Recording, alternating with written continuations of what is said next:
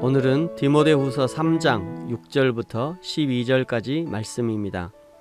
제목은 경건하게 살고자 하는 자는 6절부터 그들 중에 남의 집에 가만히 들어가 어리석은 여자를 유인하는 자들이 있으니 그 여자는 죄를 중히 지고 여러 가지 욕심에 끌린 바 되어 항상 배우나 끝내 진리의 지식에 이를 수 없느니라. 얀네와 얀브레가 모세를 대적한 것 같이 그들도 진리를 대적하니 이 사람들은 그 마음이 부패한 자요 믿음에 관하여는 버림받은 자들이라. 그러나 그들이 더 나아가지 못할 것은 저 두 사람이 된 것 같이 그들의 어리석음이 드러날 것임이라. 나의 교훈과 행실과 의향과 믿음과 오래 참음과 사랑과 인내와 박해를 받음과 고난과 또한 안디옥과 이고니온과 루스드라에서 당한 일과 어떠한 박해를 받은 것을 내가 과연 보고 알았거니와 주께서 이 모든 것 가운데서 나를 건지셨느니라. 무릇 그리스도 예수 안에서 경건하게 살고자 하는 자는 박해를 받으리라. 아멘. 3장 1절부터 5절까지는 말세의 특징 19가지를 나열했습니다. 19가지 말세의 특징은 진짜 예수님이 다시 오시는 재림 직전에만 나타나는 것이 아니라 오늘 우리 곁에서 너무도 많이 보여지는 것들입니다. 예수를 믿든지 안 믿든지 상관없이 나타나는 현상이죠. 사실은 믿든지 믿지 않든지 이런 현상이 동일하게 나타난다는 것이 비정상입니다. 우리 그리스도인들에게서는 나타나지 말아야 합니다. 며칠 전에 선교사님이 보여주신 동영상 하나를 봤는데 비오는 날 음식을 시켰는데 1시간이나 늦게 오고 그것도 배달하는 배달원이 빗길에 넘어져서 음식이 섞여 있었다고 합니다. 그러나 그 영상의 주인공의 아버지는 화를 내는 대신 비오는 날 음식을 시켜서 미안하다, 다치지 않아서 다행이다 그러면서 음식값과 세탁비까지 들려서 보냈다고 합니다. 그러면서 그 밑에 이런 글을 써놓으셨습니다. 이 사람이 그리스도인이었으면 좋겠다. 저도 그렇게 썼습니다. 저도 그 사람이 그리스도인이었으면 좋겠습니다. 아래 참고 영상을 링크합니다. 그리스도인에게 선한 일은 특별한 일이 아니라 일상이어야 합니다. 19가지 말세의 특징을 나타내는 사람들이 오늘 6절에 보시면 남의 집에 가만히 들어가 어리석은 여자를 유인하는 자들이 있다고 합니다. 남의 집에 가만히 들어가는 자들은 영지주의자들을 말하는 것인데 영지주의는 두 종류의 사람들로 나눌 수 있습니다. 한쪽은 엄격한 금욕주의로 자기 몸을 학대하면서까지도 금욕을 지키려고 했고 정상적인 부부관계마저도 정욕으로 몰아가는 사람들이었고, 다른 부류는 도덕을 무시하고 성적 방종에 빠져서 성적 극치야말로 하나님을 만나는 방법이라고 사람을 속이게 된 것입니다. 이 영지주의자들에게 속는 어리석은 여자들이란 지능이 낮은 여자를 의미하는 것이 아니라 도덕성이 결여된 여자를 의미합니다. 그러니 영지주의자들에게 속아 넘어가는 먹잇감이 된 것이죠.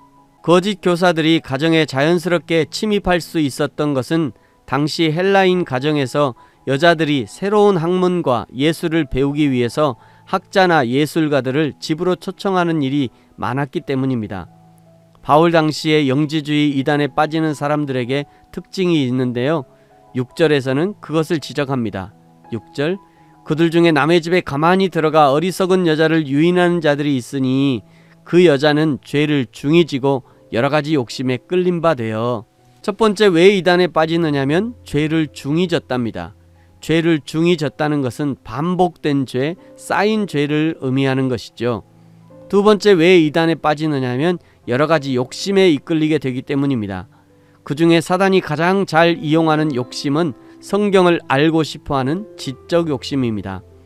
찬송가 가사 중에 하늘을 두루마리 삼고 바다를 먹물 삼아도 그 크신 하나님의 사랑을 다 알 수 없을 것이라고 노래하는데, 그런데 만약 그렇게 해서라도 하나님을 알 수 있다면 바닷물이 남아다니지 않을 것이고 하늘에 온통 날아다니는 사람들일 것입니다.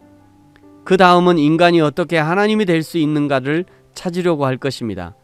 그것이 인간입니다. 그래서 무서운 것이고 그 호기심 때문에 이단에 빠지는 것입니다. 적당한 호기심은 약이 되지만 과한 호기심은 독이 됩니다. 그저 조금 부족해도 여러분이 섬기는 교회의 목사님으로 만족하십시오. 조금 부족해도 교회에서 배우는 것에 만족한다면 절대 이단에 빠질 일은 없을 것입니다. 7절에 말씀하시지 않습니까? 항상 배우나 끝내 진리의 지식에 이를 수 없다. 그 대표적인 사람을 언급하시는데요.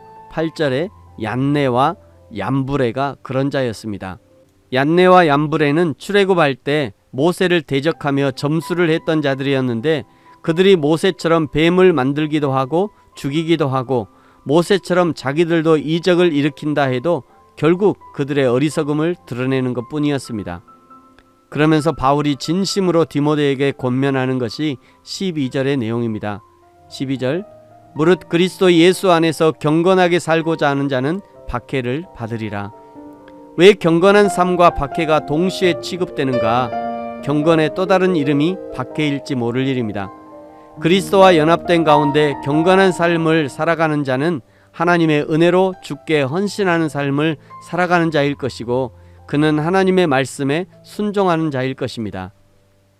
또 그런 사람은 그리스도의 남은 고난을 자신의 육체에 채우기 위해 십자가의 고난을 짊어지는 삶을 살게 되는 것이죠. 따라서 그 삶에는 당연히 핍박이 따르는 것입니다. 사랑하는 성도 여러분, 오늘 저와 여러분 가까이에는 무엇이 누가 있습니까?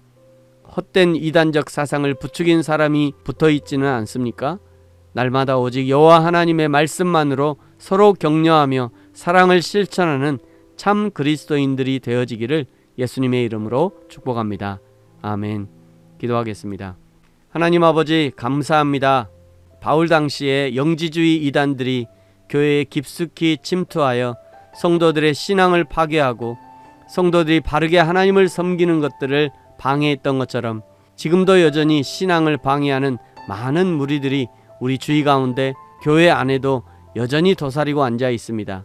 하나님 우리의 신앙을 날마다 분별하게 하시고 날마다 우리가 여호와 하나님의 말씀만으로 만족하는 삶을 살 수 있도록 우리 하나님 축복하시고 하나님 우리에게 지혜를 부어주셔서 하나님의 말씀이 아닌 것들을 정확하게 분별해낼 수 있는 영적 실력도 우리 가운데 허락해 주옵소서.